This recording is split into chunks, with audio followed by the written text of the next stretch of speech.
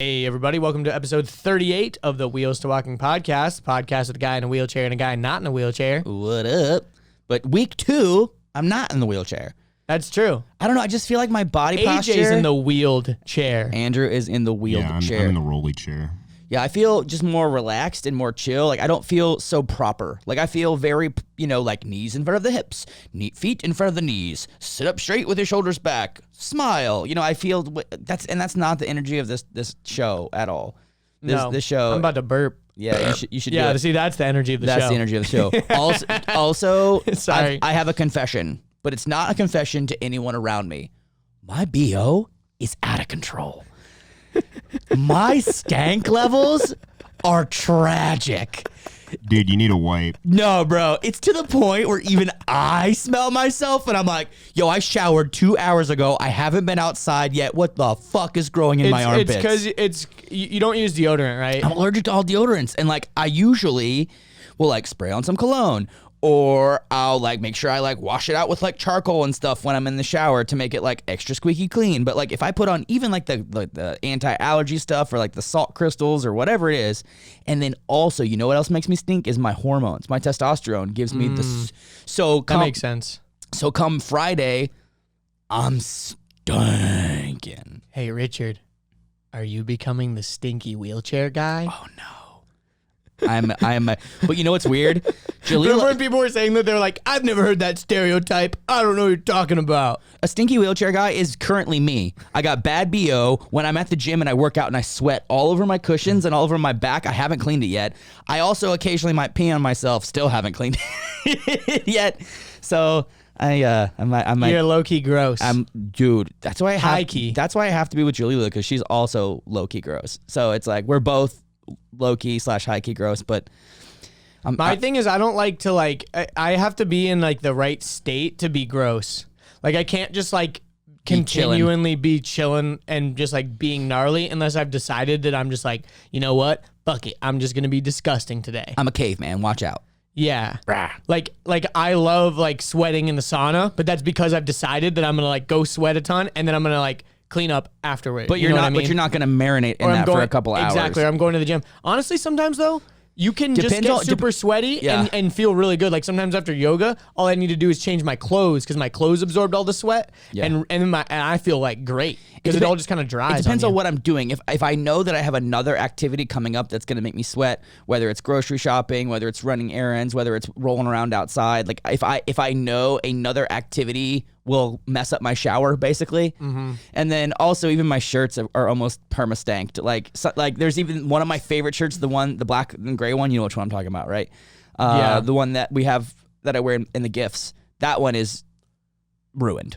Even when I'm not wearing it, I smell it. I'm like, that's a little sour, but I could probably pull it off. And then as soon as I put it on and it gets wet, game over. That's kind of the problem sometimes with the mixed, because that's why I don't like to wear the dry fit material when I'm working out. I like to actually wear cotton stuff. You mean the Under Armour stuff, or do you mean Under Armour? Because once it kind of gets that stank in it, and especially if you dry it in the dryer, it bakes the stank into it. Bacon stank. And it literally just sits in there, and it's really hard to get out that stank.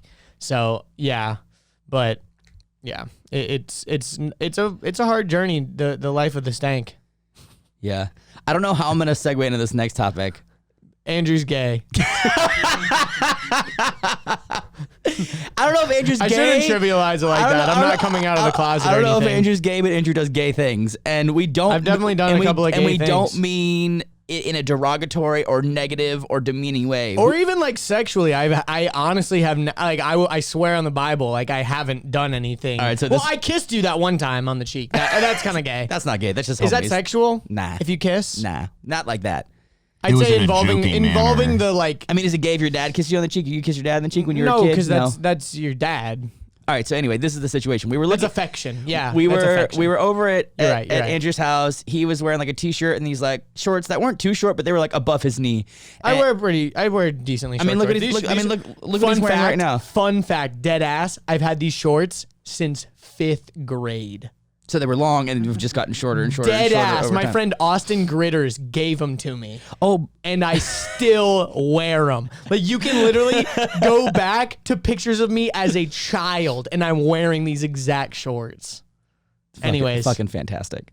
I love it. Okay. I was a gay child. So Andrew, we're showing like we got really hyped on the idea of black and red, although because we were talking about like color palettes for the merch. color palettes merch that we were just so hyped on black and red. And he like went and grabbed a bunch of samples of like black and red things he had in his closet, and one of them were these like snow boots. And I looked at him, I was like, bro, you know what the gayest thing ever is? Snow boots and really, really high shorts. So he put on the snow boots and like yanked his shorts up really high and started like posing in the mirror and like shaking his ass and like twerking and shit. And I'm like crying, laughing. I'm like, bro, that's the gayest thing ever. That's so gay. And I'm like crying and crying and crying. I'm like, yo. Then I literally took off my pants and was only wearing my underwear Which is even and did more it. gay. It was extremely erotic. So, and then I was like, all right, bro, strut down the catwalk. Show me your sass. I'm like, let me see that. I was like, let me see the twink in you. Let's go. And he... I didn't want to ruin the moment by taking a video of it, but it was too perfect. I was literally thinking, I'm like, I hope he doesn't take a video of this because this will be blackmail for the rest of my life. It's blackmail in my head. It was funny though. It's blackmail in my head. I know what happened. I know the story. I got the laugh. See, like I'm He'll not, do anything I'm for not laughs. like I'm not like I'm not opposed to like doing something stupid for the laugh. Like laughing's my favorite. So like if I know that there's an opportunity for a laugh, I'll go for it. You guys know that. I'll like interject some stupid penis joke. This or is something why we on have the dick jokes in the podcast. first few minutes. Yeah, because I just like think of it in my head. I'm like, that'll definitely get a guaranteed laugh. You know who I can always make laugh? I can always make AJ laugh by doing something stupid. I know which one Like you're I can talking- always just be like, Pop Smoke. like I can just say like, dude, what are you doing? Or like something silly, like just quickly, and like AJ will I just. don't know. I just have this weird dynamic with a lot of people where I have dumb jokes. Like smack cam. Smack cam. Little inside jokes. Like, dude, you gotta stop saying saying- smack cam. Yeah, basically I say smack cam a lot as a joke, and it's like my own thing, and a bunch of people are like on the boat of it, and it's fucking hilarious. Literally, like everyone around me is like involved with this dumb like thing I made up, and it's called smack cam. you and it's this created a dumb Vine. meme IRL. It all started from, I don't know if you guys It's know like what a it is. Vine thing. It's a Vine thing. Where you'd walk up to people and you'd go smack cam and smack them while they're like asleep or like whatever, and you just smack them unsuspectingly. So- but we don't even smack people; we just say it. We just say it, and I mean I've done it like once or something. No, but But- you know who else I can always make laugh too is Jalila. Jalila thinks you're the funniest fucking person in the world. I dude. can always That's why make I her like laugh. hanging out with you, because it makes her laugh. I'm like, dude, let's go hang out with Andrew. He's funny. And she's like, let's do it. Like she just got a cat named Figaro, and Andrew will just randomly just start screaming it like an opera singer. He'll just be like, Figaro. Like we were in the parking We're deck. on the parking deck leaving And just somewhere. like, and he goes, sorry, headphone user. Sorry. Luckily, this roadcaster levels things out pretty nicely, so it probably cut it. Oh, Jesus. Yeah, We were peeking a little like, bit. Kind of does my job. Yeah, yeah, dude. We need to get a worse thing We need so to worse AJ has things more so I can things to do. overwork Do your it, yeah. job, jeez. No, honestly though, if you're getting into podcasting, the Roadcaster is a really good device. It's amazing. And these Shure SM7Bs are pretty dope also too. my mic too, and The pod mic. it's only $100. That's a really good budget mic. Like This mic is $400 plus you need one of those cloud lifters, which is another $100. So all in all, like for one of these to actually work properly, you're gonna spend like $400, $500. The pod mic, you don't need a cloud lifter, and it's only $100. Like it's literally a fraction of the price. You could literally get a whole podcast set up under $200. and yeah. and you can't hear And the it's difference really. amazing. Like it's minor. I mean, listen to my And- voice right now, guys. Yeah, Sounds good, everyone yeah. always comments on your voice too. I They're know, always like, it's- he has like a it's- good radio it's- voice. It's really deep, yeah. And also the Roadcaster's made by Rode, and so is the pod mic, so they're like literally tuned for each other. There's literally an option called Rode Pod Mic on here. Yeah. It's like It's pretty for it. freaking rad. Not gonna Yeah. lie. Well, Yeah. anyways. But yeah, anyways. But yeah, Andrew is not a homosexual, but Andrew does gay things. No, but it was funny because you were like, we were just sitting around and you were like, dude, it wouldn't surprise me if you were bi. No, seriously, I was like, you joke about gayness so much. Like at a minimum, you'd be bi. Like at a minimum, I'm not surprised. Like if Andrew was like, so I got on Tinder and just decided to go to the guy side and swipe around, and there's a dude coming over tomorrow, I'd be like, neat, what's his name? Like I literally wouldn't even guess. I'd be like, what are you trying to do? His name's AJ. Like you trying to hook up? Like what's your move here? No, but actually no, 5 feet away from me. I have gone on the guy Tinder because just to see what it was like, and I immediately was like, oh no, I'm uncomfortable, and I like left. Like I'm definitely like I think the reason why I can joke about that stuff so much is because I'm pretty like secure in who I am. I'm not like afraid of someone thinking I'm gay because I don't care. Yeah, like I'm not like, dude, I'm not gay. Boom. Like I'm not people homophobic. that are so defensive about gayness are probably gay. Like secretly, Dude, they might have some gay The thoughts. best thing to do if someone is accusing you of being gay is to kiss them. You know? 100%, Dude, bro. my actor friend. 100%. My actor friend. 100%. Can you imagine kissing like a youth pastor at a softball game? He's like, man, you're being pretty gay right now. Just kiss him. And just kiss him. Dude, you would be a legend. Dude, did we ever tell a story about why I kissed you on the cheek? Remember that the need deck pics? Gosh, dude, we should tell that story real quick. I'm gonna look for it. I don't know if start telling the story. So I'll set it up. So basically, a random number texted Richard this text that said, "Need deck pics, please," or something like that, right? Need deck pics, and it was spelled DECK, and we thought. Like, he screenshotted it, and we all thought in the group chat, because we've got a little group chat, we all thought that they were just being a pervert, and they misspelled the word dick. Like, we were thinking, like, need dick pics, please, and they were, like, foreign or something. Like, they didn't know. So I literally went to Google, typed in deck pics, and just pasted a bunch into the chat, being like... To be silly, and be like, how do these look? And the what did they reply? Anything? I can't find the thread. You know me and my. Did you type in deck? Yeah, and I didn't find anything. Oh, that sucks. You know my stupid ass minimalism. The second I don't need something anymore, I'm just texts. like delete. I delete everything all the time. It might come back to bite me because I don't have receipts for anything. I'm just like, and delete. But anyway, so basically, this person was like, I don't remember exactly how it panned out, but they were like, so they like, hey man, texted you. they're like, are you serious about this job? And I was like, what job? And they're like, A hand job? and they were like, you were in my backyard. You took pictures with your wife. And measurements. You're a small Hispanic guy. Like, He even sent you a picture of what he thinks the guy looked like. He's like, this is you, he's right? like, this is you, right? And I'm And like, we go, no. So I took a because picture. he said you were there with your wife, and so he takes a picture of me and goes, "This is my name's Richard, not Frank or whatever." Yeah. And he goes, "And this is my wife." And I go, he's- "Hi." And he just reaches over and kisses me on the cheek, and I just it's a video, and we just die laughing. And the guy was like, not funny. And we're like, oh no, this is very funny. This is hilarious, as a matter And of he's fact. like, no, but you texted me the pictures of the deck. And we go, yeah, dude, I typed into Google deck pics to be silly. So this guy literally, like, he's like, I need to know if you're serious about I need this to job. know the pricing and Can you stuff. commit Like, to this send job? more details. Well, I haven't heard from you. And I'm like, dude, it's the wrong He number. sent the wrong number. And the funniest part is he was saying you were standing in my backyard when you texted me that. So I think what happened is he texted the wrong number. The guy's in the backyard. The guy was probably the guy was probably on his phone. He probably thought that he was texting that guy and they were texting back and forth, but it was Richard. It was me the whole time. And it was so funny. But you know what was actually really funny too? Is after I did kiss you, I kissed you like right on your beard line. And I remembered the feeling of like kissing a beard. I'm like, I don't want to do that again. No, it's very uncomfortable. It's very uncomfortable. It's very uncomfortable.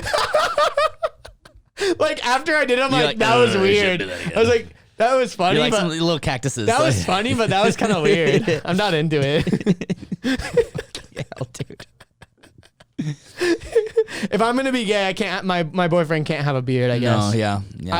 I'm the beard in the And relationship. I know we clarified this in the beginning, but like when we say gay, we mean like if you're a straight We're literally dude, talking about like, homosexual. We're not talking about negative. We're not like, oh, bro, that's so gay. Like that's so bad or no, something. but Like even we're literally saying but it's even if gay. you're a gay dude and like you see another gay dude like walking around in a crop top on rollerblades, you're like, ooh, that's gay. That's super That's gay. really gay. That's like, very, very gay.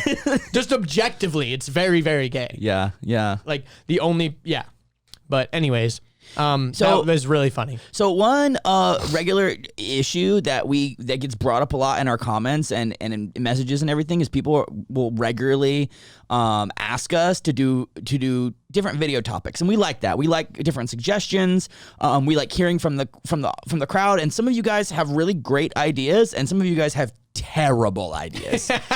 Most of them are horrible and can be done in a 15-second Instagram clip, and there's no way it needs an entire video, like in any context. But some people have really good ideas.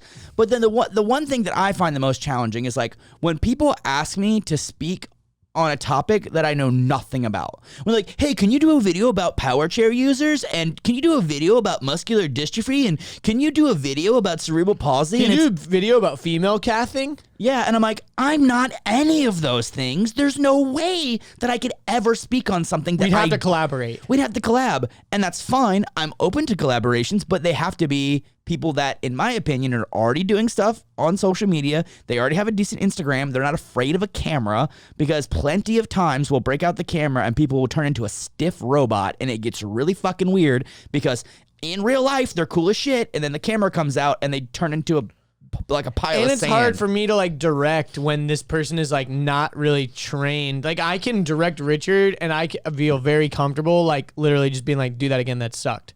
You know what I mean? Because like we're just trying to create the best thing. It's pretty hard for me to like go to like a person that I just met that day or, you know, don't know as well and be like, you know, like you have to approach it in a way more like gentle way. Whereas someone that's just already really good on camera, like there's probably not even like sometimes they're better than you know, like no, literally. For real. We've had some people that were just as, if not better. And those are always the nicest. Like even the Abby Sams video, shout out Abby. Yeah, she killed it. Media trained like all day. And then we've had some other difficult ones, and I'm not going to name names on those, but like there's some that are very difficult. Then there's also some that are really smooth. You know, it just depends on the person. It depends on how much a camera. And right now we're in COVID. Like we can't really travel as much anyways. Like we could, but like it's probably not the most responsible thing to do for a lot of our videos. Right. And I've also been like watching other YouTubers that are like traveling and partying and stuff. I'm like, hey, what fucking example are you setting for your viewers right now? Well, like that's kind of stupid as shit. The weird thing is like one, like for example, with like Logan Paul, if he goes and parties at his ranch, I don't care. That's his ranch. Like he can travel in a car and go somewhere. But if he goes to Vegas and parties with 100 people in a mansion, that's stupid. For sure. You know what I mean? It's like there's different types of things that like I'm like, yeah, sure, fine, whatever. That's your close circle of friends. You're going to a rural area, no big deal, whatever. But when you go to like a public area with a bunch of different people and you're clearly not social distancing it, you're sharing pool, you're sharing drinks, you're sharing space. Let's not get it twisted though. Like outside, swap and spit, you know? Outside though, a lot of experts have said like outdoors the rate of transmission is severely limited because you're not like sharing the same like circulated air and the heat and blah blah blah. I'm not gonna fucking get up on my high horse because I haven't been perfect either, but I'm just saying there's certain. We're just saying in the example of making content around that stuff is just not a good example. Yeah. But the other thing you have to take into consideration is a lot of people are making content for people all over the world. Europe's got their shit figured out. Like, you know, like New Zealand pretty much like is done with COVID. Like, you know, a lot of places are not. I mean, obviously it varies state by state too, and what the local laws and regulations and whatever you know, all that kind of stuff. But yeah, and we want to collab with everyone as much as possible. But for right now, you pretty much have to be within 150 mile radius. And because we want to be able to drive to you, or you drive to us. And it also, like, we're open to collabing. I've basically opened it up to this. If you're a wheelchair user, don't care why, I'll collab with you. But you still have to be, like, a cool person doing cool things. Like, you still have to have a decent social media presence. You still have to be okay on camera. You still have to be active. Like, I can very quickly tell if someone's going to be a good collab or not based on their internet presence. But sometimes people have no internet presence and they're a really good collab because they're comfortable on a camera. It's difficult. That's kind of how I felt with podcast stuff. It's like I wasn't ever going to like explicitly not have someone on my podcast as a guest, but it's like you got to be doing something that I care about. Like it's got to be something. You got to be doing something that you care about. Yeah, you know, exactly. You have to care enough, and that kind of goes back to or have a cool story at least. Yeah, and that kind of goes back to when I was hollering at some of those disability companies last week when I was saying like you got to find someone who's already doing it for themselves for free, and if you want to see them, you know, as like a marketing agency. and pay them to market your products, that's good. And you can trust that they'll do a good job because they're already doing it for themselves. But the whole idea of like making videos on topics we know nothing about, I mean, that's literally like the equivalent of going to some person and being like, "Hey, can you make a video about space? There's a few people that are that have been to space before. Can you make a video about space?" And it's like, no, I'm not an astronaut. I can't do that. But collabs, I can, but in a non-collab sense, like I can't talk on a power chair. I don't know anything about that. Like I don't know what it's like to do anything in a power chair except for roll around my house because the first 6 months of me being hurt, I was on a power chair.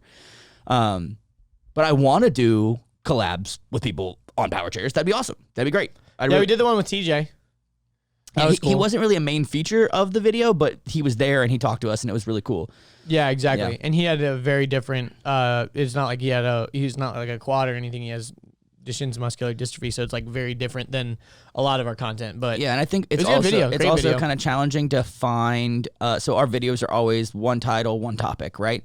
And for the most part, yeah. And sometimes different types of disabilities and can be just boring. Like they're not YouTube worthy. Like there's certain things that you may or may not do that I'm like, that doesn't fit on the internet. You know what I've seen? Like that's boring as hell. You know what I've seen that's like a weird thing that's been, not a weird thing, but a thing that has popped off like crazy that I've seen tons of content around. What's that? Is Tourette's and stutters. Like people with like insane stutters and people with like Tourette's. I've seen like so much content about that recently, especially on TikTok. You know, you want to hear an interesting little conspiracy theory I have about that? A little conspiracy. I think Joe Biden has a speech impediment, and that's why everyone thinks he's an idiot, but he's just got a speech impediment. And I think that the people in power have been reaching out through their networks to get influencers to talk more about it so the Illuminati can take over the world, and Joe Biden is the leader of the New World Order. No, I'm just kidding. That was kind of scary, Richard. I'm like, have you seen old videos of him talking? He doesn't have a speech impediment. Have you seen new videos of him talking? He's talking about kids rubbing on his legs and a guy named Corn Pop. I think he has dementia. I don't think he has a speech impediment. I think he's got dementia. I don't know, man. I'm not joking. I don't know, There's man. a clip of him talking about kids rubbing their hand up and down his legs. No, but you don't understand. You don't understand. A guy you named don't understand. Corn Pop. You don't understand, man. The Illuminati controls everything, and did you know because people on YouTube they start making new videos about it? It means Joe Biden did it and Hillary Clinton. George Soros. What is this world with fucking Trump and Biden? His name's Corn Pop. Dude, you know what else is kind of crazy too? Is Kanye running for president. I don't think it'll happen. No, dude, it's literally just an album promo. He always does this. Anytime he's got an album coming out around a presidential election to get free marketing dollars, all he does is go, I just want to let everybody know I'm running for president. Didn't he do that in 2016? He does it all the time. And he said like last year, he's like, actually, I'm going to do 2024. I think he's probably kind of doing it too, because if he is serious about running in 2024, he'll probably get a lot of insight from people that are like, yo, if you're actually trying to run, you got to do this, this, and this. And he'd be like, oh, cool, word, I'll do that next time. I'll do that next time, yeah. Yeah, because I think like he's kind of just putting his foot in the water. But it's funny how everyone thinks like other like Republicans are like, oh well, if you vote for Trump, you know, like you're splitting the vote, or if you vote for Kanye, you're splitting the vote on Trump, and then all the Democrats are like, if you vote for Kanye, you're splitting the vote for Trump because he's not even going to be on ballots. He's not even going to be on ballots. You'll have to write him in, and also, you know who can write in? SpongeBob. Yeah, I've done that before. Or Vermin Supreme, the guy who wears the boot as a hat. I love Vermin Supreme. He's amazing. Yeah, I'd vote for Vermin 2020, bro. No, but are we moving on to conspiracy theory stuff? I mean, I was kind of trying to segue into that a little bit. I dig it. I can briefly talk about that funny conspiracy theory that I saw on Facebook, like briefly, because it's just so out of this world. And like my friend literally thinks it's real. Like, okay, so it's so brief. I'll try to briefly bring it up. I am speechless. He was literally telling it to me earlier. I'll read the little like post on Facebook about it. and then you guys can you can come to your own conclusions and do your own research. Don't sprain your eyes. Make sure that they're nice and stretched. You've put some Visine in there so they're all lubricated up because you're going to be rolling your eyes a lot. Here we go. So this conspiracy is called the Frazzle Drip conspiracy. literally, it's called Frazzle Drip. Even the name. And by the way, and what is the documents that prove it to be true? A meme? 1 second. Okay. So, Frazzle Drip. This is the purported file name of a snuff film found on the laptop of Anthony Weiner in a folder named Life Insurance. It was said to make even the most hardened NYC police veterans cry. It's said to show Weiner's wife, Huma Abedin, and Hillary Clinton performing satanic ritual abuse on a young girl, surgically removing her face and wearing it as a mask to flood the victim's bloodstream with adrenaline. This blood is then drank in this state. It is an elite's drug of choice called adrenochrome. Dun, dun, dun. Frazzle Drip. And the supporting document to this is a meme? Yes. Okay. Just want to make sure. So it's a picture. It supposedly makes the most hardened NYC police officers cry. But it's a picture with a text over it. Okay. So just want to clarify. So there's apparently some picture. Okay, so there's apparently some picture right here too of apparently this is like a person with their face that got like ripped off or something, and it does kind of look like this face, but no, this looks like a child's scribbling, and this is like a dismembered person. It looks like something from the bodies exhibit. And exactly. And then also some of their proof is Tom Hanks holding up a castaway the Wilson castaway guy. Can we put that on screen please so people can see this? AJ will put it on screen. I'll send him the pictures. But another thing is Ben Stiller posing in front of this thing that doesn't even look like it. Because the other thing is it's like they're saying that Wilson has the spiky hair, and then Lady Gaga was wearing her thing with the spiky hair. It looks exactly like it. And then this, no spiky hair, just like scribbles. And then this, no spiky hair, just scribbles. Like you forget one other Jay-Z, man.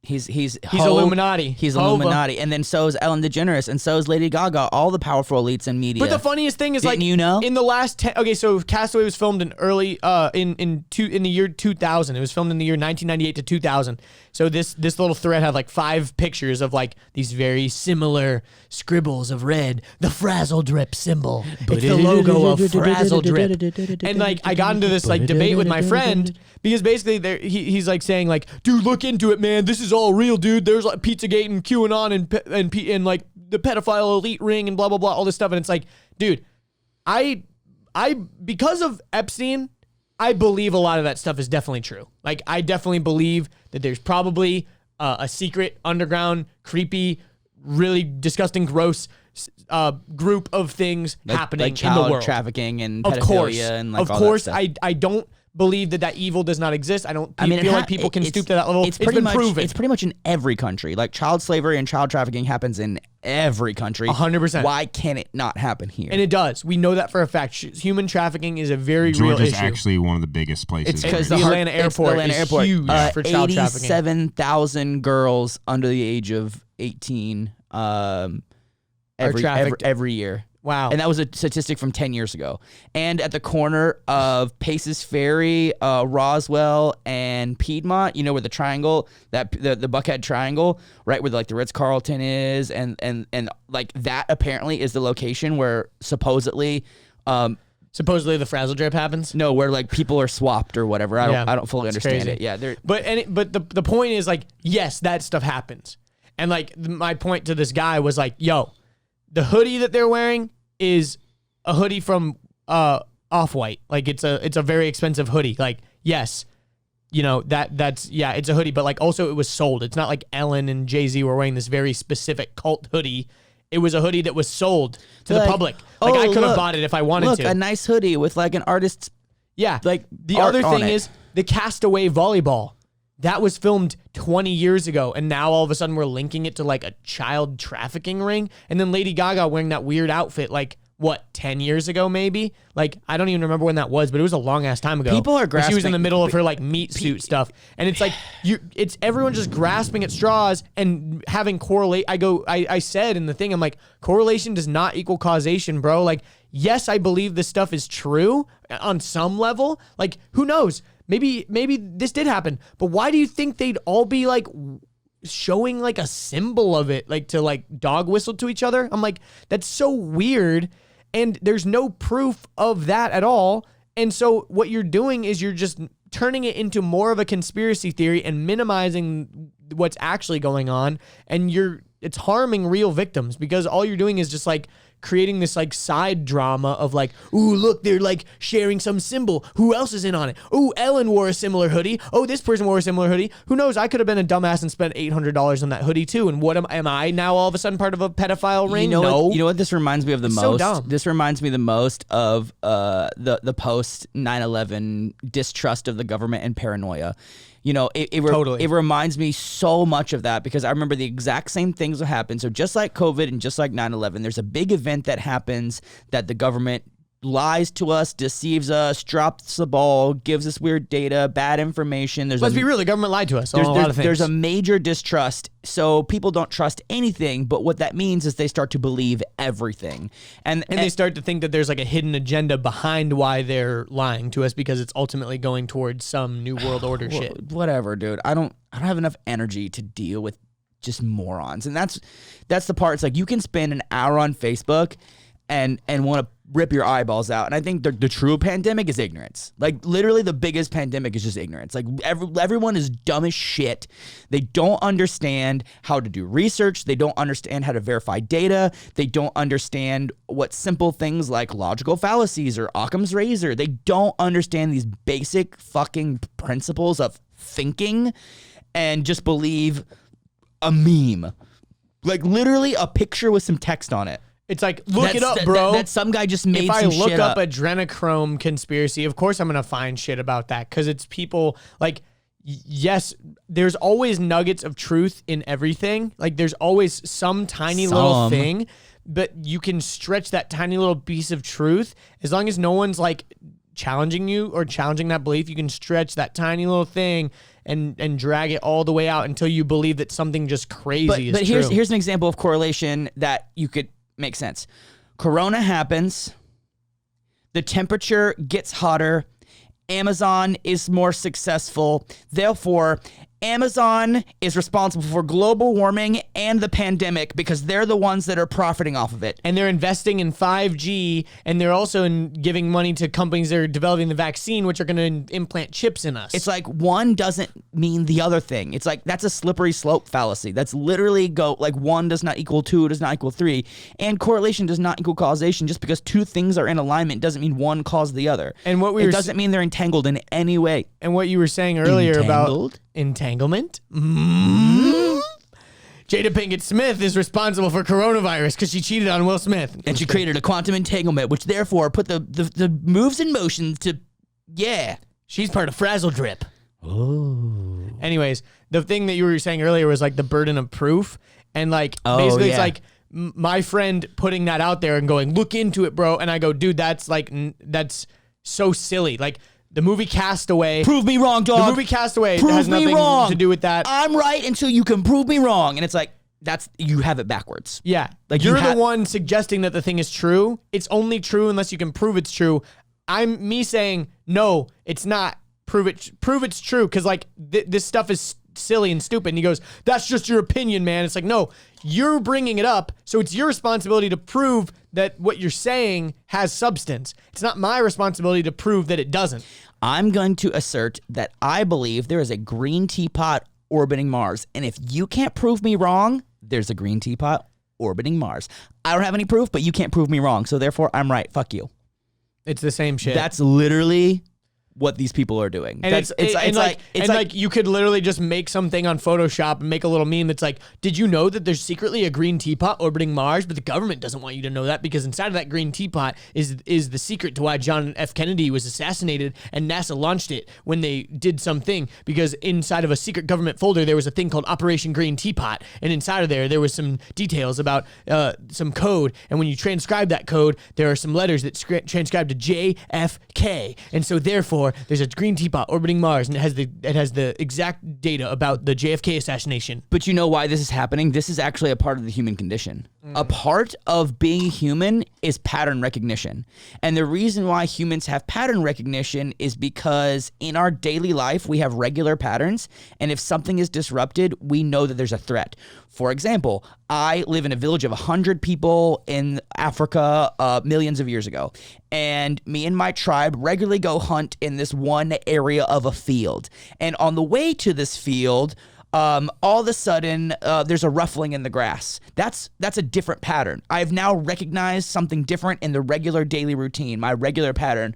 Therefore, my body goes, alert, alert, alert, something new, something different, danger, danger, danger, and you get on high alert. So the same thing with the world as it is now. Everything seems so chaotic that there is no pattern.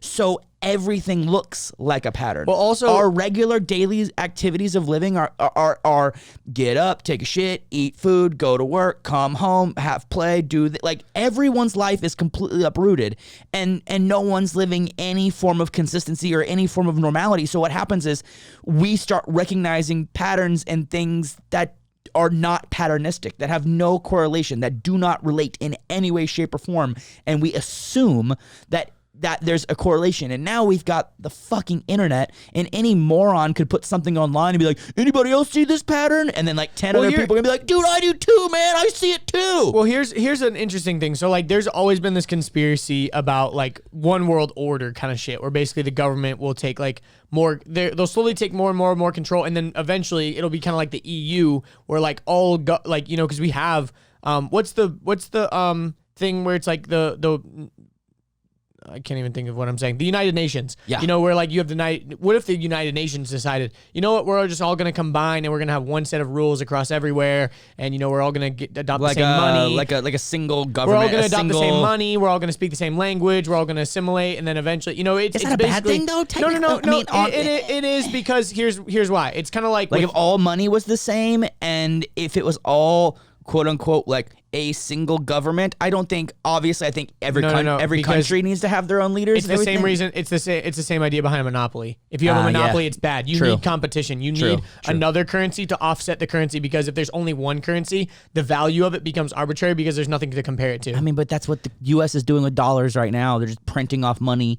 Doesn't mean anything. No, but exactly. But then there's other currencies that we can trade against, that we can show why the dollar is declining or inclining. But then there's like the Aussie dollar, which is like worth 13 cents or some shit right now. Okay, but that's not the point that I'm making. The point that I'm making is what, like, for example, right now, a lot of places are doing cashless because of the spread of COVID-19. Yep. So if you have germs on money, we know that money is a hotspot for germs, because it's literally being spread by your hands. It's fucking disgusting. And it's covered in germs. Like if you count money or something, you don't want to be touching your face right after. So the thing is, a lot of places are going cashless.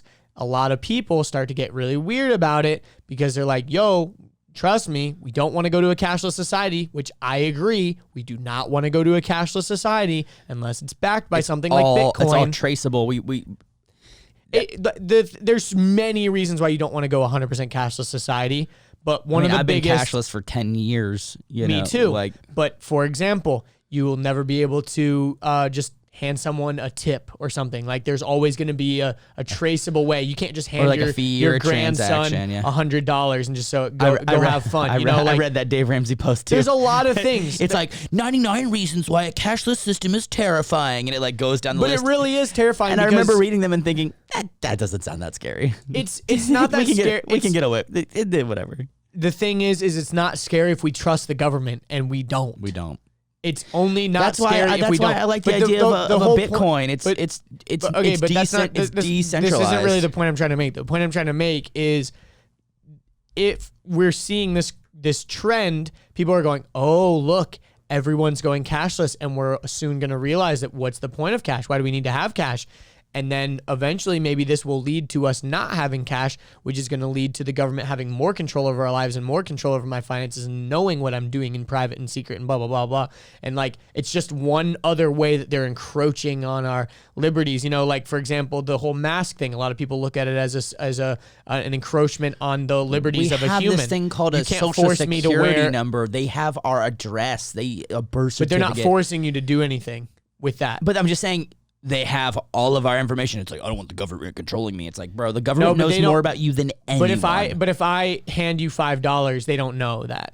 But if I send you a $5 on Venmo, they could trace that and they could say, you didn't pay taxes on that $5 that's income that Richard needed to pay, like blah, blah, blah, blah, you know. Kill me. Because yeah, tax, you're right. I mean, whether you believe this or not, like some people are like taxation is theft kind of shit, which I mean, I vibe it with kind of that. is like the government should figure out a way. The government should figure out a way to make money on its own. Like the fact that it just exists and only like there's, I mean, this is a huge rabbit hole, but basically it's like, if you want to go down the path of conspiracies, right now is a great time for it because there's just so many weird things happening and you can trace it back. Not a great time. You might lose your fucking mind and end up in a psych ward. That's what I mean. Is like it's a terrible time to go down it. It's a good time for conspiracies to start. Like it's a great time when conspiracies start. And we're also in the age of misinformation. We're also coming up on an election where other countries are intentionally injecting misinformation into our systems to cause more distrust and more chaos. And alternative facts. That's a hilarious.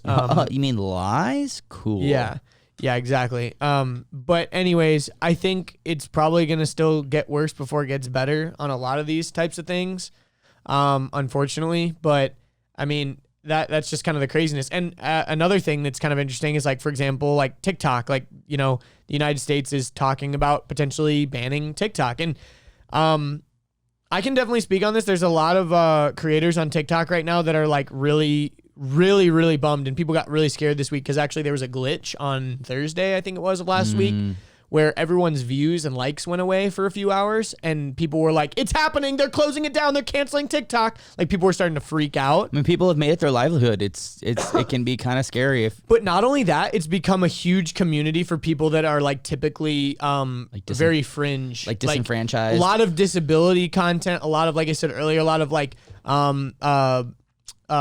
people with Tourette's and people with tics and people with, speech impediments, or people that look different or have a different livelihood. They're able to like showcase that in a way where kids all around the world are like, oh, they're not that different from me. They just look different. Or like, they're not that different from me. They just live in a different country. I mean, that's the beauty of the internet.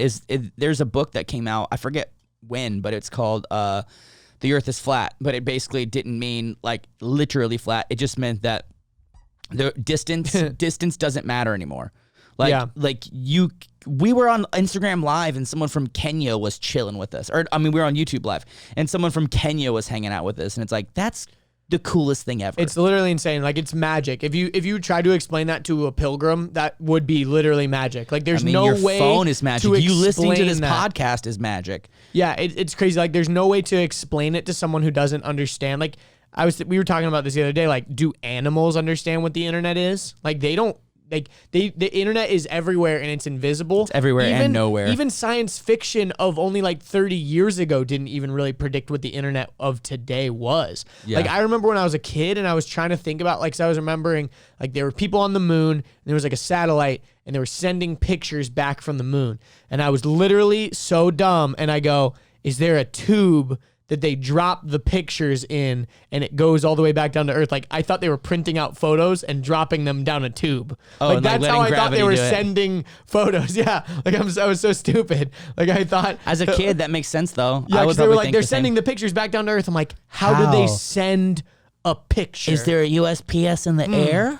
But it's all down to what code is. Like, numbers, you can send data, then you can send. If you can just send ones and zeros, then you can send anything. Because if you have enough, you can make anything happen. I mean, it's kind of crazy to think about. But anyways, I guess the thing about TikTok is like it's so beautiful because you literally see all these micro communities of people that like all you know what it's like. In high school and stuff, you see the people that are just total loners. There's no one really in their school that probably they identify with. Maybe they have like one or two friends. Maybe they're just weird. Maybe they're dorky. Maybe they're the art kids. Anime. art kids have art kids. They're in art classes, you know, like I think it's typically like think of like the loners, you know, there's one or two loners. Like sometimes, unfortunately, those people are like the type of people that you might be like, like this sounds really bad, but you're like, that's like the school shooter type, you know, like, you know, but those people can like end up thriving on a place like TikTok, or they could get completely like red pilled and go completely 4chan on it and go down that rabbit hole. So like, it's a very weird dynamic, but the cool thing about TikTok that I love is like, it very accurately figures out who you are and what content you're looking for. So if you are a person with, you're an LGBT person with Tourette's, it will probably start to figure that out and pair you with other people like that. Not in the sense that it knows you're LGBT and it knows that you have Tourette's, but it knows the type of the content that you're engaging with, and it starts to pair you with other people that engage with that type of content. And so you start to see, that's kind of what people were saying with like disabilities TikTok, was like they were suppressing people with disabilities and elevating people that were really attractive. But if you started to engage with a lot of people with disabilities, you start to see it more. That's kind of the same thing. Cause like generally there's a reason why we would say someone is attractive, because like scientifically our brains are like wired to view symmetry and certain like ratios of your face to be more attractive than others. Like that's just a fact of human evolution. And then we also have cultural and systemic stuff that talks about like bodies, you know? You know, all, not just faces, but bodies, skin color, everything. I mean, like there is a lot of social coddling as far as that goes too, like for sure. And a lot of it comes down to the media and stuff. But that's what I'm saying is like TikTok and like just I think Gen Z in general, like is kind of breaking a lot of that down, because they're realizing like, oh, I'm not that different from like all these other people, you know? And I think that's beautiful. Yeah, but I guess to circle back to the point you were making about TikTok and like conspiracies and stuff, is like, people, they're freaking out because it's like, I don't want China to know all this information about me. But here we have our Instagram and our Facebooks linked to the Zuck, and he can sell us and advertise us anything. And then Cambridge Analytica can happen, and then Russian interference can happen. And it's like, there's ways that quote unquote terrorism or quote unquote surveillance can get in and out of different countries. And I would bet that there's probably an app that has been deployed by the CIA in maybe Venezuela or some shit that they use to monitor people. You know, it's really interesting. It's the same fucking thing, and it's like,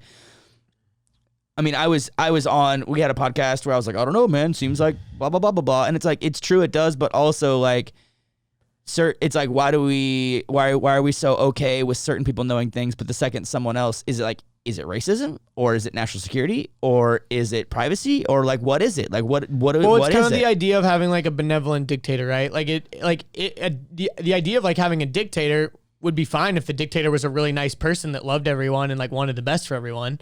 You know, like that'd be awesome. Like if you had a really cool king and like everything he said went, but like he was awesome and like donated to the poor and like gave homeless people houses and like, you know, did a bunch of really rad shit. Like I'd be cool with having a king, but like we know that humans are flawed and we know that that's just not possible in a society so big. So it's like we get freaked out, and there is great reason to be freaked out. I mean, China's a communist country and they have a lot of power and there's swallowing up every country, man. Yeah. They're literally like their ability. Well, they're not spreading. They're not like swallowing up. No, I mean in the sense of like they are producing almost everything for everyone, right? Because they don't really have any business ethics or environmental ethics, so they can just throw as many people and as much chemicals at it as they want. Well, the other thing about it in order to make whatever they want, and it's like, and at a cheaper price too. So it's like, from what I understand, the higher ups, a lot of Chinese politicians are not lawyers. A lot of them are engineers and mathematicians. So like, there are politicians are all lawyers and historians and things like that. Like go into politics. They're mainly just lawyers. I know, but like you might be like a history major and then you go to law school. You know what I mean? Like, right. That's what I'm saying. Rarely are there doctors or scientists or artists or teachers. There are some. I'm not saying it's a complete thing, but like and the other thing about now we've got a very litigious businessman who just sues fucking everyone for everything, including the U.S. But here's the other thing: is in the United States we're switching dynasties every 4 to 8 years, and in China, if you have someone who's just in charge and it's a family sort of situation, you can think 20, can 30, think 40. long term. You can play that long game. Whereas in the United States, we're switch. constantly playing that short game because we know that we're probably only going to have 4 to 8 years to get shit done that we want from our side. And then it's going to flip flop back to the Democrat side or whatever, you know? So like, you know, we got to get this stuff done before the Dems come in and the libtards fuck everything up. And then, you know, it'll swing back the other way. It's always a pendulum. When also but in China, it depends on can, who takes Congress too. That's exactly. I mean, And the president, it's Congress. I know, honestly. but that's what I'm saying is like in China though, it's like they can just plot long term and slowly roll out these massive things that end up changing the world. And if you look into what they're doing, it is both ambitious and impressive, but kind of scary. But is it only scary because we're not Chinese? You know what I mean? Like, or don't is it know. only scary? Like, why is I it don't know. scary? You know what I mean? don't know. Is it scary because we don't trust them? Yeah. I think- Is it scary because we think they could like take over or something? Like, that's always the weirdest thing is, you know, because cultures, like, we value our livelihood because it is a certain way, and you can say objectively that some cultures are like objectively better than others because if some cultures like glamorize certain things that are objectively evil, yeah, that culture is like probably quote unquote worse than another culture. But is a culture worse because it's just different? Or is it just worse because you just aren't used to it and so you view it as weird and different? That's why I think everyone's afraid of Russia, right? So Russia, USSR, you know, a failed communist, former Soviet Union, failed communist thing, and basically their economy is built on the backbone of corruption. And then you got Putin that steps in, who's pretty much like Putin getting basically his thing is to like, I want to root out all the corruption. I want to get all the dirty money out of the stock market. I want to put these oligarchs in fucking check. You know, like Putin might be like a good guy for Russia, but Putin wants to take over the fucking world. You know what I mean? Like, so it's like as a US citizen or as a Chinese citizen or Indian citizen or whatever citizen, you're kind of like, oh, those some scary, terrifying propositions. Thoughts. Yeah. It's like, I don't know. I think also humans are, and I think human men, honestly, are conquerors. We're conquerors. Like, we want to dominate in everything from our picking the right girl or like business or like at the gym or in a race. We always want to be first, you know, like we just want to conquer. And I think just because you control a country on a bigger scale doesn't mean you want to stop conquering. Like you almost want to spy on all your neighbors. Like you're like, I don't really want to know if I want to go over there, but I definitely know I want to know everything that they're up to at all times, you know, for our safety. What's the thing whatever. about like power corrupts absolutely, absolute power corrupt? Like there's something about like absolute power corrupts absolutely or something like that. Like it's something along those lines of like, you know, if you have some power, like you don't necessarily have to be corrupt, but if you have absolute power, it can corrupt. It will absolutely corrupt you. I mean, look at Hitler. I mean, that like he was someone that like wanted absolute and total power and in his country, and he got it to the point where he was like, all right, cool, I'm going to take over countries now. Yeah. You know, I mean, he was a you know, an artist who gave up on his work, and because conquering the world was easier to him. You know, it's crazy. Struggling with his demons or whatever. We were watching, what's that show, Dirty Money? We were watching. I love that show. Dude, did you see the one about Volkswagen? It's pretty like, it's amazing. I mean, if you've seen it, you would remember. But I mean, the VW Bug was the car of the people. It was designed and engineered by Hitler. It was like literally it was Hitler's car. I know, and that's what's so crazy. There was footage of them like the owner of Porsche was like creating the bug, like showing him like the like, design of and the it. scales. You know how like Porsche. You know how like the Bug has like the engine in the back. Yeah. Like he was like opening up the model car like in the back, and you see the engine, and it was like, oh yes. And that's one of the things that like so Hitler basically was the savior of Germany, meaning like Germany was in economic and social like decline. And Hitler comes in and hypes up all the people and gets everything in order. Make Germany great again.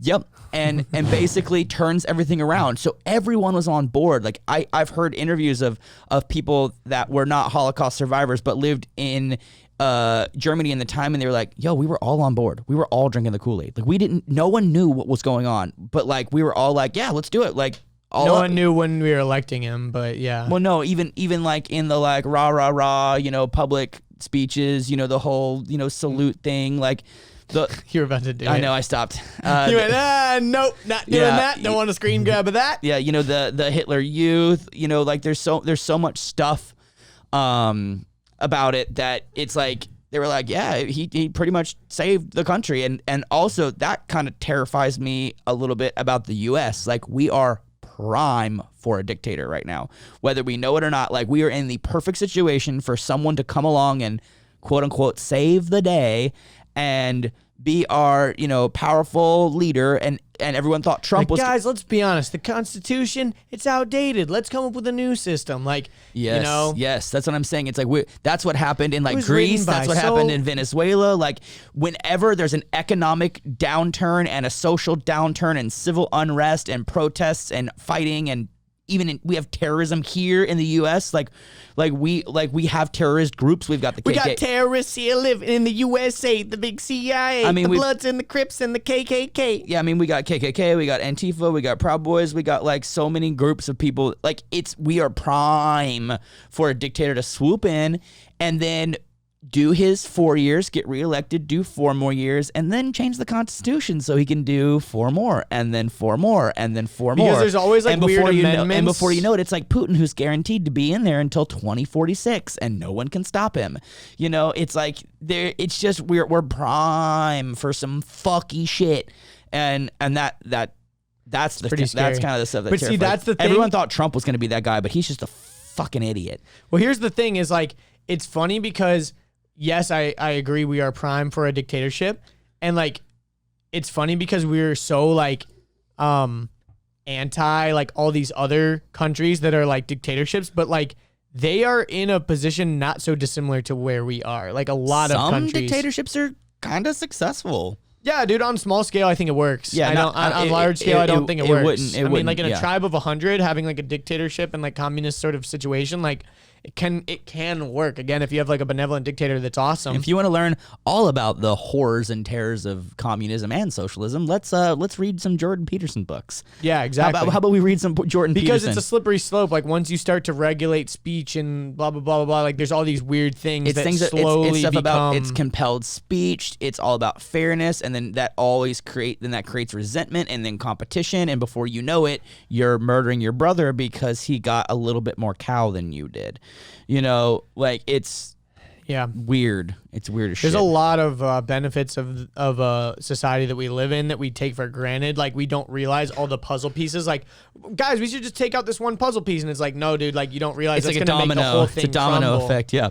Yeah, and it seems change very minuscule. You change one thing that looks really simple, but it fucks everything else up. Yeah, and that's why people, I think, are always just like, oh, dude, it's not that hard. Like, we just need to change this one little thing, and everything would be hunky-dory. And it's like, no, because it's not that simple. And then also the people that control the money, it's like, what is it? The top 1% now controls, like, fucking over 90%. Like, the top 1% of own, like, 90% of the total wealth. Meaning that, like... Yeah, I wouldn't doubt it. Meaning that, like, all the 300... fucking 50 million of us have to split 10% of the total wealth. Yeah, I saw something about like if Jeff Bezos was born in like Egyptian times, like BC, like few hundred BC, and spent like $100,000 every single day until today, he would still not run out of money. That's insane. How insane is that to think about? Imagine having for thousands of years, you could spend $100,000 a day, and he still wouldn't run out of money. My thought is like this: imagine having so much wealth that it's literally impossible to spend all of it. Like you can't. Like imagine trying. You're like, I want to buy a country that'll easily knock out a couple of $100 billion, but I can't even buy a country. So I'm gonna buy like airlines and cruise lines, and then I'm gonna buy all these other companies, but nobody wants to sell me all this stuff. Like fuck, I need to spend more money. I think everyone has a selling price, but yeah, you're right. Like how do you buy like Home Depot or something? That's what I'm saying. It's like how could you possibly have so much money? And granted, it's not like it's cash flow in his pockets, right? Like it's net worth, but still. It's the net worth and the worth of the value of the company and blah blah blah blah blah. But it's not like he's got liquid cash. Like I got fucking $1 trillion, dog. Because you couldn't even like withdraw that somewhere. That's the other weird thing about living in a cashless society. It's like then you're literally just saying, I have more numbers on a screen than you. Like, there's no even like... What does that even mean? Exactly. Like, at least with Bitcoin, there's like a backing system. There's like and crypto. It's decentralized. That's the one thing. People are like... Yes, they're it's like, not regulated by a government. They're like, Bitcoin is for criminals and pedophiles, and it's for doing dirty deals on the internet. It's like, yeah, that is how it was started, but that's not what it is now. It is a decentralized, limited currency that is unregulated and has a public trail on it, meaning that you can watch. It's got a blockchain attached to the Bitcoin, and people don't understand the difference between blockchain and Bitcoin. And if you want to know, just look it up, okay? But it's complicated. Do your own research. But basically, it's like there's a limited amount of Bitcoins, and they have value that goes up and down. And then the blockchain is basically like a ghost of where it was, and it never gets deleted. So it's like a giant math problem you too. You can trace back everything. It's a ledger. Yeah, thank you. That's the word I was looking for. It's a ledger. So everything's on a ledger, but it acts as cash. It's a digital form of cash. And the other thing is you can't like just copy and paste it, like, because that's the thing with like an MP3 file. It's not just like a file, because that was like the big thing with like Napster and stuff. It's like if I'm not like if I steal a copy of a CD from a store, I'm physically going and taking the disc and stealing it from the store. Mm-hmm. But if I am making a copy and then selling the copy, my copy is not worth any less because I made a copy of it. But that's the cool thing about Bitcoin is you can't just simply like copy the file. I keep one and you keep one and they're a mirrored image. No. Like it's not possible to do that because the math problem of the blockchain is so complex. You can't like decrypt it like that. You can't undo it. Yeah, it's very, and that's the thing. That's very and that's how you can amazing, even actually. you can build. So have you ever heard the term like Bitcoin mining? These are just big, gigantic processing units that solve these math problems, and when the math problems have been solved, they get rewarded with one Bitcoin with coin. So, but and at a certain but to point, solve that problem, you got to spend like hundreds and hundreds of thousands of dollars.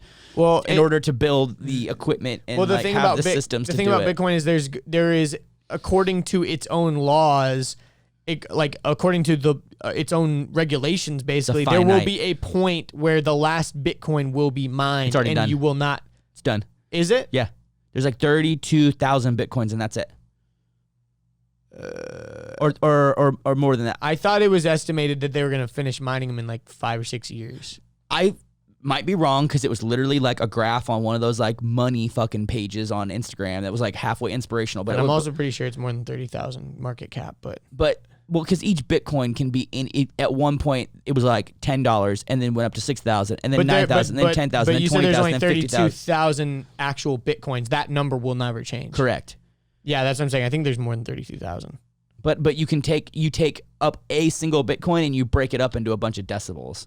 There's 17 million Bitcoins. Okay, I was way off on the number. I was going to say like one mining facility could mine like 32,000. Is it done mining though, or is there more to be mined? The 17 millionth of 21 million Bitcoins that will ever exist was mined on Thursday, and this was printed in 2018. Actually. So it's more than 21 million Bitcoins, and that's it. That's how many will ever exist, actually. So we're probably we haven't finished yet. Well, in 2018, and that was 2018. 2018 we haven't. So we might be finished now. We might be. Let's see. Yeah, but that's always interesting. But you know, Bitcoins are like it's a digital cash basically, and I could get behind that. Yeah, no, I'd totally get behind it. But for right now, it's hard to find places that take it, and also it's hard to store it and keep it, and also it fluctuates so much that you may pay 0.3 Bitcoin for a haircut today, and then tomorrow that 0.3 Bitcoin be worth a Lamborghini. Well, what I think was, and you're like, oh fuck. Yeah, it's very volatile. But the thing about it is, I think once it gets to a certain point, we're probably going to come up with different terminology for it. Well, they also have little Litecoins too, the LITE. Like that's a different fork. It's a different currency. But it's the same blockchain, isn't it? Blockchain is the technology that makes all cryptocurrency. It's a different cryptocurrency. I don't even know everything about it yet. Like that's like saying like Bitcoin is like USD, and then like Litecoin is like British pounds. They're both forms of currency that are built on a similar system. Blockchain is the system that cryptocurrency uses. You can also use blockchain to do things that are not currency related at all. Yeah, it's like just to keep hospital recormy How about that? All kinds of stuff. But anyways, yeah, I mean, neither of us are experts on this, obviously. My brother would be a lot more knowing of all this stuff. But I think the kind of, I guess, the point that we were trying to make earlier about, like, you know, like, for example, one country like banning a certain other country thing, like for example with TikTok, it's like we're very scared of like, what could the Chinese do with all of our data? Like they will know what we do. But I was listening to this podcast about like it's an intelligence program is what it is. I was listening to this podcast about bug bounties, and basically the idea of software companies putting out a bounty for you to find bugs in their software. And it's really interesting because there is there's the dark market and the like corporate market basically. So like for example, Apple recently came out and said that they were going to put like $1 million on like bug bounties. And this lady was basically saying how like it's extremely stupid because it's a slap in their face to their own developers. Because let's say you're an Apple developer and it's your job to find these bugs. If you find a bug, you're not getting paid $1 million to find that bug. You're just getting paid your like regular salary. So what if you just took a vacation for 1 year, became a bug bounty person because you know the ins and outs of the whole software, and then you find a bug, maybe even a bug that you or an accomplice created, and then go get $1 million.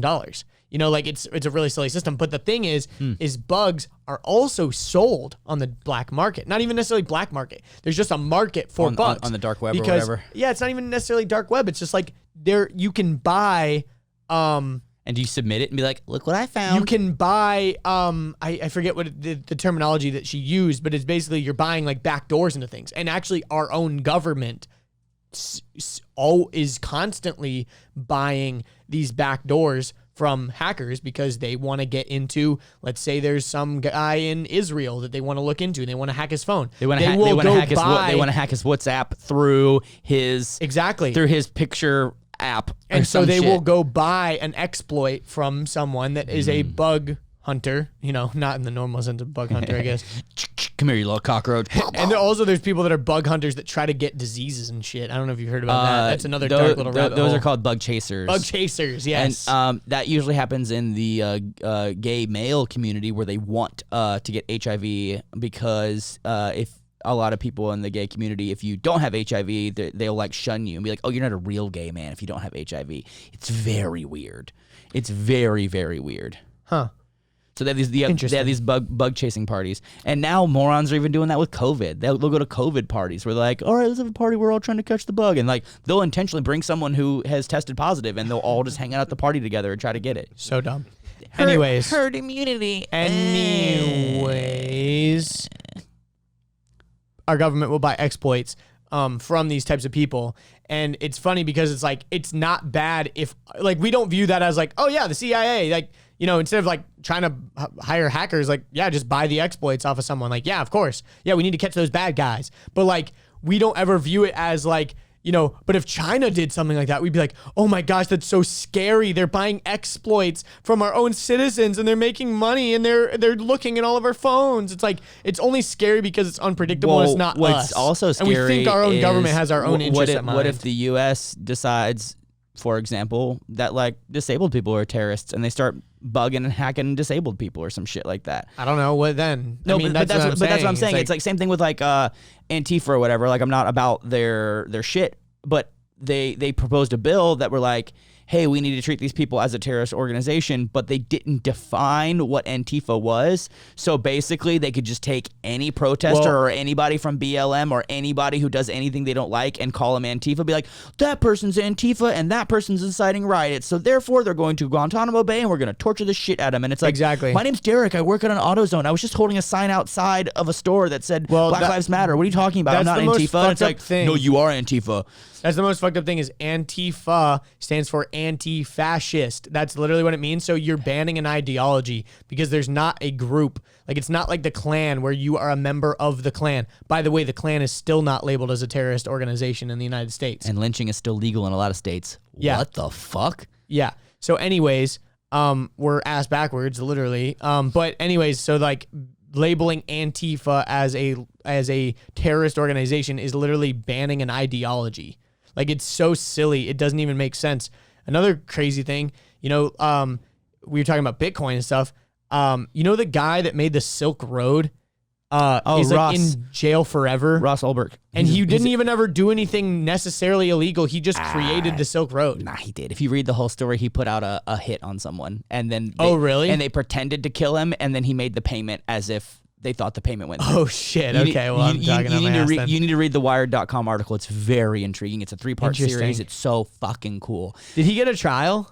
Yeah, but because what happened was like a bunch of people like snuck into his operation under like different types of ways, and then basically like he hired one guy to kill another guy, but they were both undercover, so they staged the whole thing and then it's like the Spider-Man meme when they're both pointing at each other, and then sent him the evidence being like, look, we murdered him, and then he sent the payment, and they're like, cool, he thinks he murdered someone successfully. That was like one of the things they got, and he was like working at a Starbucks or something. He was always like working under like random IP addresses and stuff. He would always use public IP addresses on a VPN encrypted like MacBook Air that he would just go to like libraries and coffee shops, and like he would just randomly, dude. It's the Silk Road story, in my opinion, is a beautiful example of free market capitalism and libertarianism gone wrong. However, I am a free market capitalist, and I do think libertarian values are very great.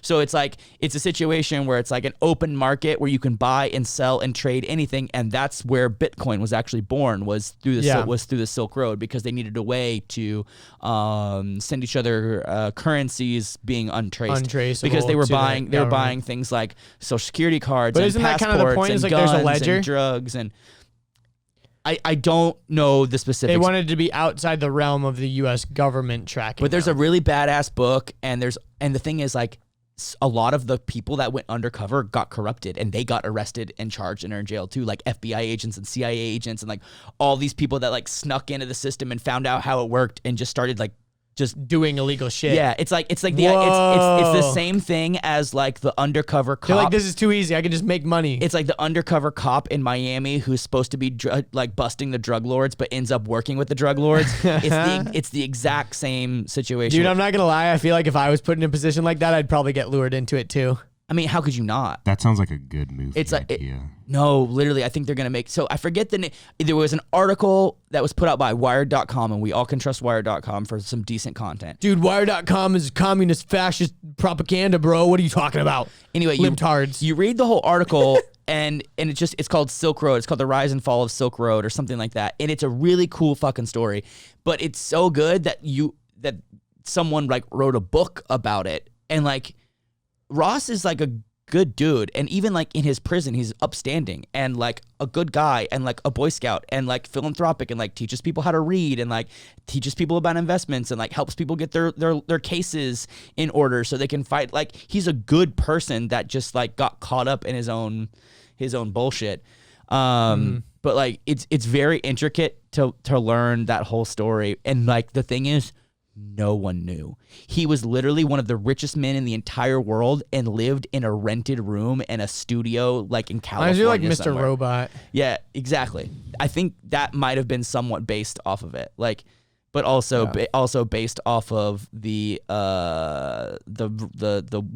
are the 99% riots on Wall Street. What was that called again? What was that? Was that just what it was called? The 99% riots or something like that? We are anonymous. You know, it was like when Anonymous came to real life. Yeah. Back when Anonymous was powerful, now Anonymous is just people that think they're powerful and they're not actually anonymous, because the real anonymous people are like, and they go on the news without their masks. Yeah, and say they're hackers. Yeah, and then the real anonymous people are like, no, we don't even do that anymore. No, what was that one group that had the little French guy as their logo? You mean the mask? No, it was like the little French guy, and they were like responsible for doing like a bunch of little things. They were like, it wasn't Anonymous. They were called like something else. And their name was something like a trolling type name. Well, the thing about I don't remember. The thing about Anonymous that was interesting is they were Lizard Squad. They were like they were hacktivists, meaning that they would hack institutions and like hold their stuff for ransom unless they did the right thing. So like there was a time when like PayPal was like discriminating against like LGBTQ businesses, so they hacked into PayPal and froze all their money and said, until you allow LGBTQ plus people to use your site, we're keeping it down. Like we're fucking, your site's ruined. So they were losing like millions and millions and millions of dollars until they finally did the right thing, and then Anonymous was like, cool, peace, and like moved on to the next thing. It was Lulz Security. You remember it? Lulsec? Yeah, Lulsec. Yeah, Lulsec was a sect of Anonymous. I don't know. What kind of masks did they wear? They didn't wear masks. They like didn't show each other, but they were like Lul Security, a black hat computer hacking group that claimed responsibility for several high-profile attacks, including the compromise of user accounts from Sony Pictures. They also claim responsibility for taking the CIA website offline. Some security professionals that commented that Lulsec has drawn attention to insecure systems and the dangers of password reuse. Blah blah blah blah blah. British authorities had previously announced the arrest of 2 teenagers they allege are Lulsec members T-Flow and Topiary. Yeah. They basically said, the world's leaders in high-quality entertainment at your expense. Laughing at your security since 2011. But anyways, pretty funny.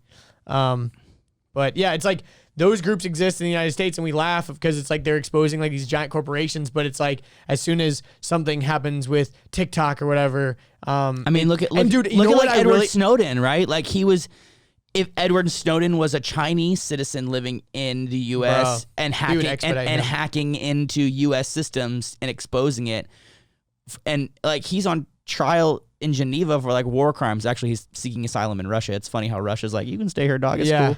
You can stay here. No, if the tables return, we'd expedite him for sure. Yeah. But the thing too is like, with this type of stuff, I also think that because a lot of the whole like Trump rally in Tulsa that got like boycotted by like a lot of articles were like TikTok teens boycotted Donald Trump's thing. I literally think like the Trump administration was like, yo, we got to figure out, India just banned TikTok. Dope. Let's figure out a way to ban TikTok because we don't like there's a lot of crazy stuff going on there. Well, the reason why it got banned in TikTok is because it got banned in India. Oh, well, yeah, that's what I'm going to say is that on the Chinese Indian border, some of the Chinese military killed some Indian military, and India was like, "Oh, you're gonna kill our people? We're gonna kill your money," and just cut it off because they lose like $500 million a day in lost advertising. Yeah, but it's like a political move to ban a social media thing. Like that's so anti-American. I know India, it's a totally different situation. But if we did it here, it's so like anti.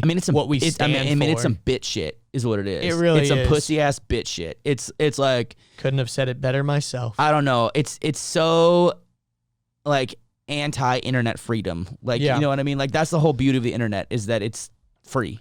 Yeah. Speaking of the internet and some of the beauty of it, but also some of the bad things. Facts. A lot of people recently have been getting canceled for various things. Some legitimate, some less legitimate.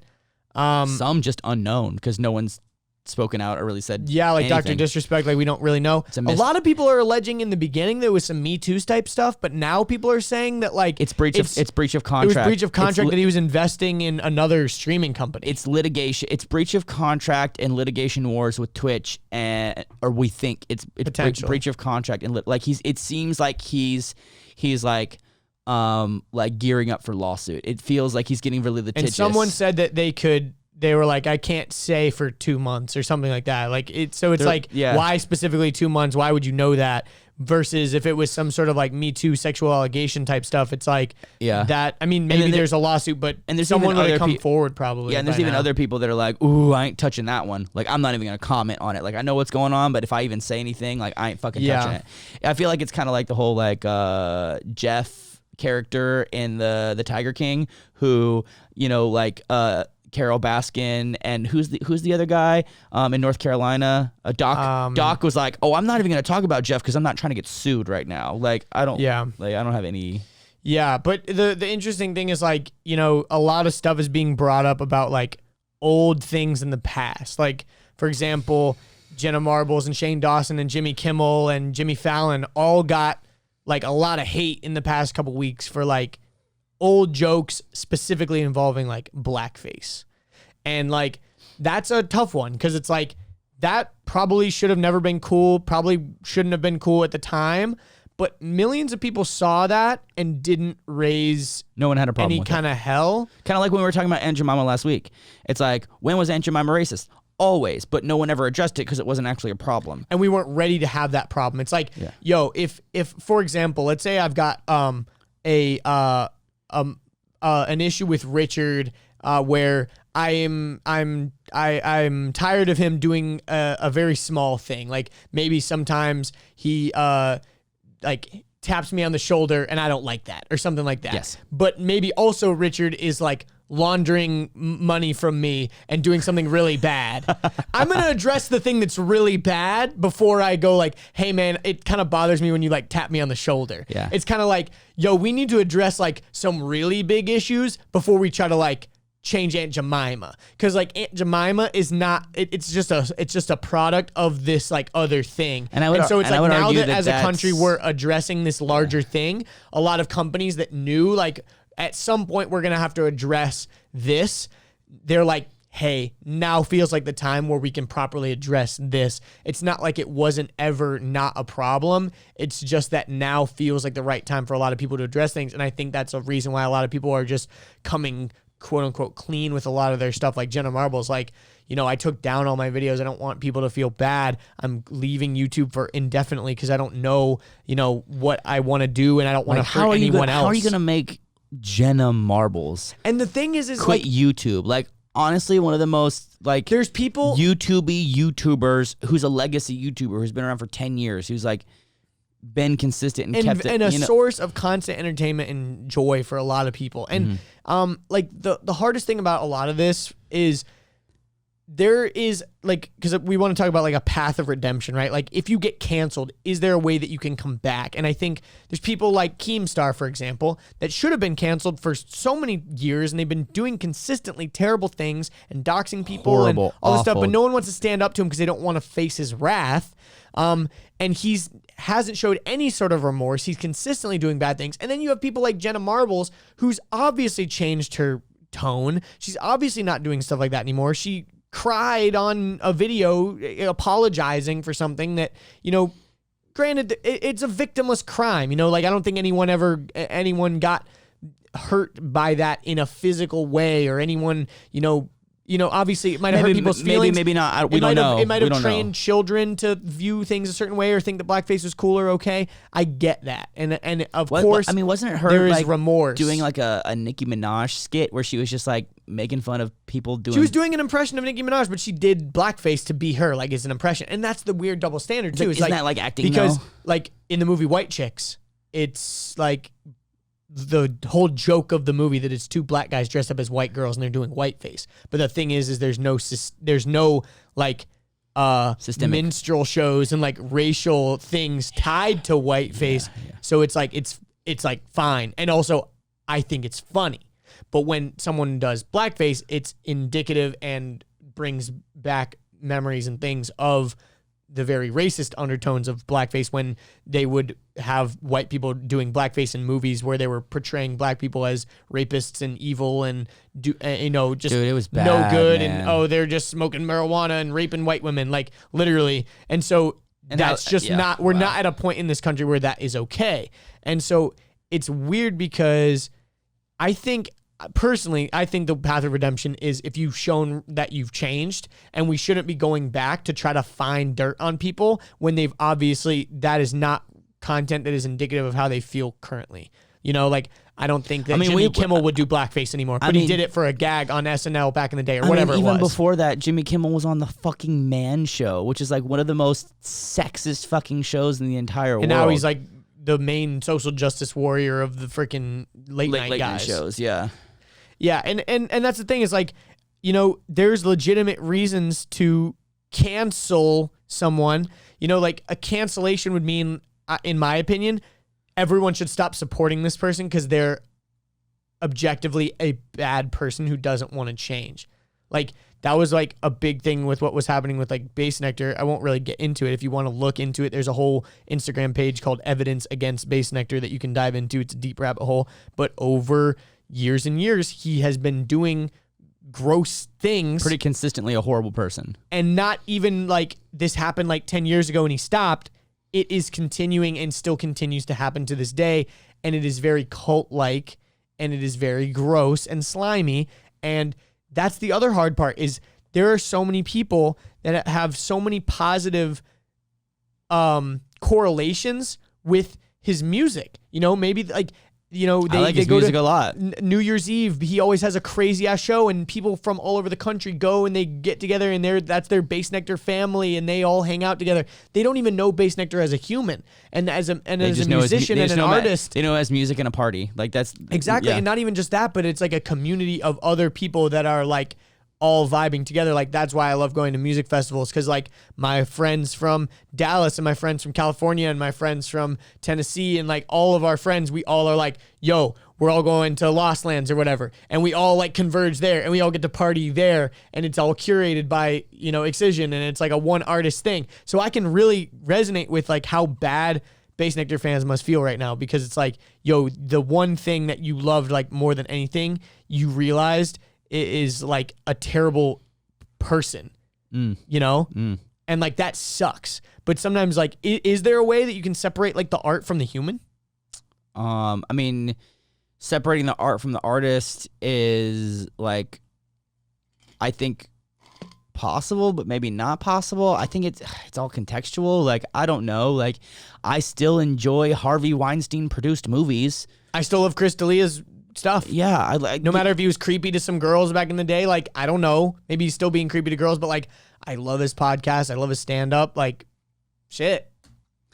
Yeah, I don't know. It's hard. It's complicated, man. And I don't know. I think when it comes to, you know, getting canceled or doing bad stuff or whatever, like I think it all has to do with context and even more specifically where the culture is at. Totally. Like, I think about our podcast. I mean, shit, we made gay jokes at the beginning of this. Like, in context, that is, I don't think, a bad thing. But, like, maybe in 2 or 5 years, like, you're not even allowed to joke about gay stuff, even if it's not mean, you know, and maybe someone goes back, you know, maybe someone goes back on our, you know, Patreon podcast and, like, listens to some stuff we said then. And, like, you know, maybe even some of my older videos, they go, I don't know. I don't think I'm a bad person. I think everything in context is important. It goes down to intent. It definitely goes down to intent. If you're being intent. a bully and you're being a shitty person and your intent is to like manipulate and cause harm and take advantage of a situation, like, you know, especially I think that's the biggest thing with stuff like Chris D'Elia and Bass Nectar and Harvey Weinstein is it was a person with a position of power that was exerting that power to get exactly what they wanted from people that. And I think you're right. I think people that have consistently bad behavior and then it doesn't change and then everyone kind of like catches on to it like years later. But then you have the people like Logan Paul, for example, who has one big, gigantic, major fuck up that like becomes the most hated person on the internet and all the people denounce him up and down, left and right. Let's be real though. Everyone was ready to hate him because of a lot of other things. So when there was finally something of substance to hate him about, everyone just piles on. And he gave him like that happens a lot. Big thing for him. Like that happens a lot.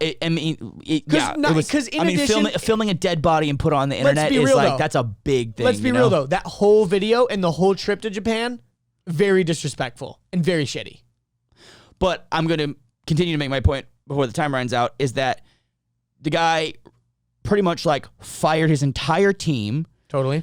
Started from ground one from day one and started to pretty quickly, maybe after a month or two, start to change his tune, become more self-aware, become more empathetic, become a better person, grow, develop, change. Now to the point where it's like, unfortunately, Logan Paul and Suicide Forest really go hand in hand. Like if I'm ever talking to anybody, I'm like, there's this guy I really like. I like his content, and I really like, you know, this guy named Mike that he also does with him. You know, his name's Logan. They're like, is that the guy named Mike that he does? No, Mike that he does content with and stuff like that. They're like, you mean Logan Paul, the Suicide Forest guy? And I'm like, that's like that you're 3 years late. Like that's just you're 4 years late. What are you talking about?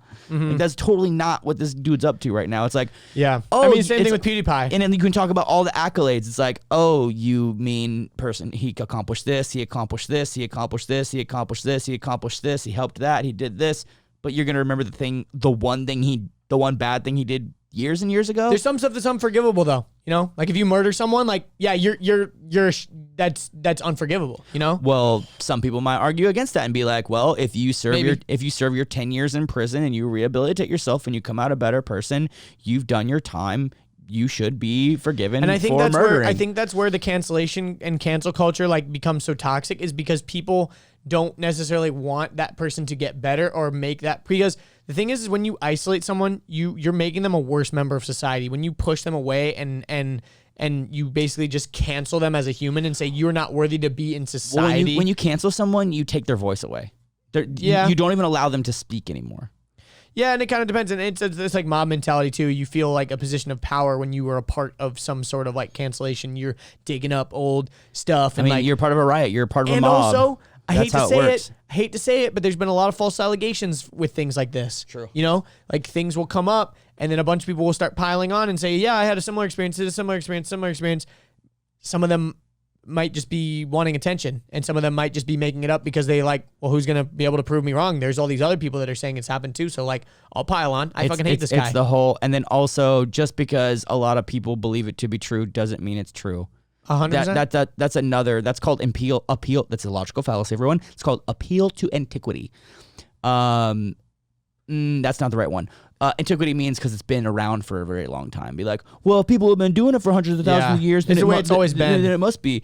But there's another one called appeal to blank, and I forget what the blank is, but it's appeal to blah, and it basically means that like if a bunch of people are doing it, then it must be right. Like appeal to like the mob mentality kind of thing. Yeah, it's like a crowd thing. Appeal to Yeah, it's a hard, man. It's a hard subject, but it's like. But I think there's a lot of people that have shown remorse. Like for example, like I think of like Louis C.K. As soon as he got canceled and the allegations started coming out, he owned up to it. He was like, "Yeah, I did that shit. He like owned it was up fucked to up. it. Like He walked I away. was a broken person. Yeah. I acknowledge that like what I did was fucked up, and I also acknowledge that like I was hurting and I need help.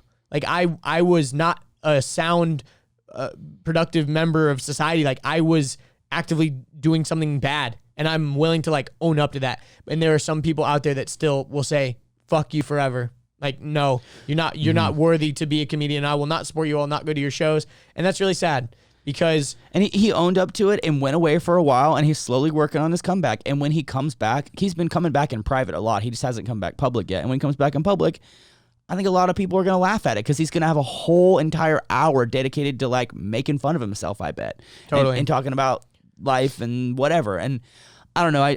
I'm a person, dude. That's a big part of my story, dude. Is like I made a lot of bad choices, and I think I messed up a lot of things in my wake. And now I have not been doing that for many, many years. And I think that the people that have known me in the past 5+ years know this, but that doesn't mean that someone from 2011 to 2014, the end of 2014, that I may have done wrong, wouldn't come and be like, Richard fucked me over this way. And then someone else be like, well, he fucked me over this way too. And someone jumps out and be like, fuck me over this way. And some guy says, oh, well, they did this. And some girl says, oh, he did this. And it's like, I mean, maybe not. I don't know. You know, like, it's, we'll see, man. It's just, it is a complicated subject. And I think that context matters, and I think where the culture matters. I mean, we can't even dive into this over time, but like kind of like what Dave Portnoy was saying, he's like, I'm not going to apologize for a joke I made 10 years ago because 10 years ago it was funny and everyone laughed at it. Now, If you tell that same joke, it's not funny anymore. So I'm not going to say it, but I said it 10 years ago, and back then it was funny. And there's a reason why humor doesn't hold up. It's because it's related to where the culture is, and it's related to the current events, and it's related to all kinds of things.